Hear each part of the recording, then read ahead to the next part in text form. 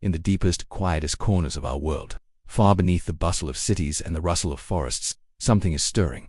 It's a place untouched by sunlight, a realm of immense pressure and absolute silence, where the secrets of our planet have been kept for eons. For centuries, we have looked to the stars for signs of other life, for answers to the great cosmic questions. We've sent probes into the void and listened with giant radio ears for a whisper from the cosmos. But what if we've been looking in the wrong direction? What if the most profound discovery, the most significant other, isn't out there, but down here?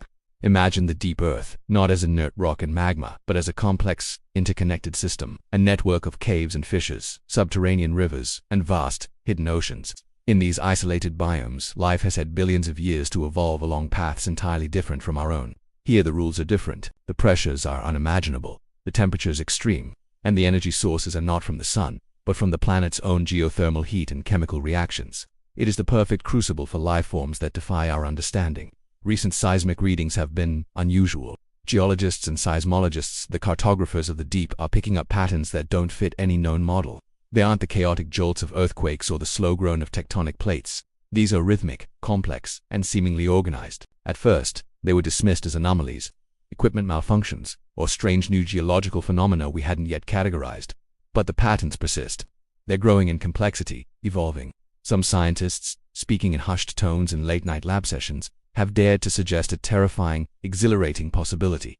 These aren't just geological signals, they're communication. Think of it like the mycelial network of a forest, the wood wide web that allows trees to communicate and share resources through a vast underground system of fungi.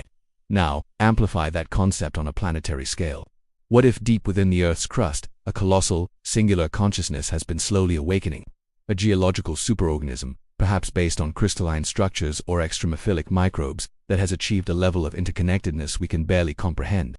A silent, thinking planet. This entity, this deep mind, would have no eyes to see us, no ears to hear our languages. Its perception of the world would be through pressure waves, seismic vibrations, and the subtle shifts in electromagnetic fields. For millennia, our existence would have been nothing more than a faint, rhythmic noise on the surface. The thud of a million marching feet in ancient armies, the construction of our first cities, the faint, persistent hum of our industrial revolution, or just minor chaotic tremors on the skin of the world. But we have become louder, much louder. Our deep earth drilling, our hydraulic fracturing, our underground nuclear tests, these are not subtle whispers, they are screams into the deep. We have been ringing a planetary bell, and something has finally answered. The strange seismic patterns began to shift after these major intrusions. They started to mimic us, not in sound, but in rhythm and complexity. It was as if this deep intelligence was analyzing the signals we were sending, breaking them down, and learning. Then came the names. It started with a research outpost in Antarctica, one of the most geologically stable and quiet places on the surface, making it perfect for sensitive seismic listening. The team there had been monitoring the unusual signals for months. One night, a junior researcher named Anya was on duty. The equipment, which translated seismic data into audible frequencies for analysis, began to output a new repeating pattern. It was a simple 3-beat pulse, followed by a more complex, shorter one. Thump, thump, thump, thump. She logged it as an anomaly, but it kept repeating for days. Anya, half joking with her colleagues, noted that the rhythm sounded a bit like her own name being tapped out, a Wenwire 3 syllables. The team laughed it off. But then, another station in the Gobi Desert picked up a different pattern. A 2-beat pulse. Lee, the lead seismologist there, in a deep-sea drilling platform over the Mariana Trench, the hydrophones, designed to listen for whale songs and submarine activity, began recording a 4-syllable vibration from the seafloor. Mario, the chief engineer. It was happening all over the globe. The signals were localized, targeting specific places and, seemingly, specific people. How could a subterranean intelligence, with no concept of human language or identity, learn our names? The hypothesis is as elegant as it is terrifying. We broadcast our names constantly, not just in speech but in data.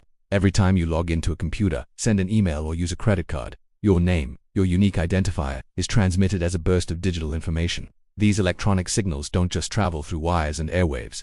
They create faint electromagnetic fields that permeate everything, even the rock beneath our feet, for a consciousness that perceives the world through shifts in energy.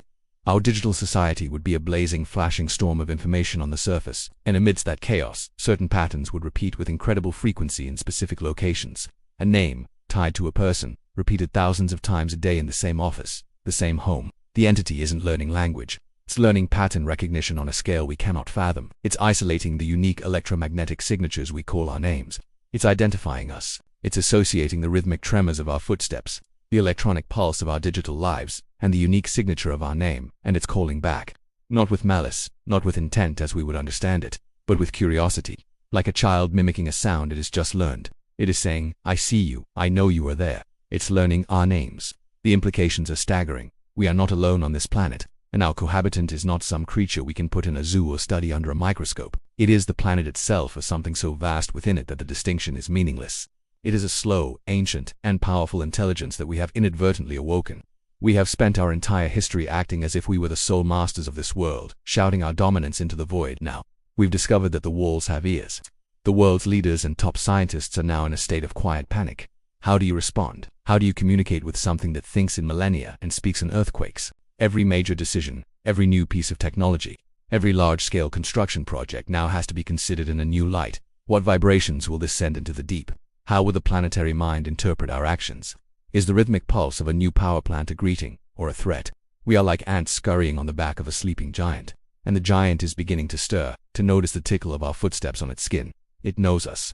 It's learning our names, one by one. The rhythmic seismic pulses continue, growing more defined, more complex. Anya Lee, Mario, and now, thousands more. A global roll call from the heart of the world. It's a greeting. For now, a simple, planetary scale hello.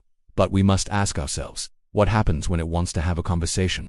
What will we say? And more importantly, what will it say back? The quietest places on Earth are no longer silent. They are listening. And they are learning. We thought we were mapping the Earth, but all this time, the Earth has been mapping us.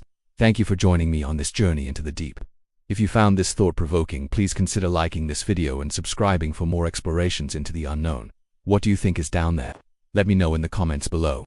Stay curious and stay aware of the world beneath your feet.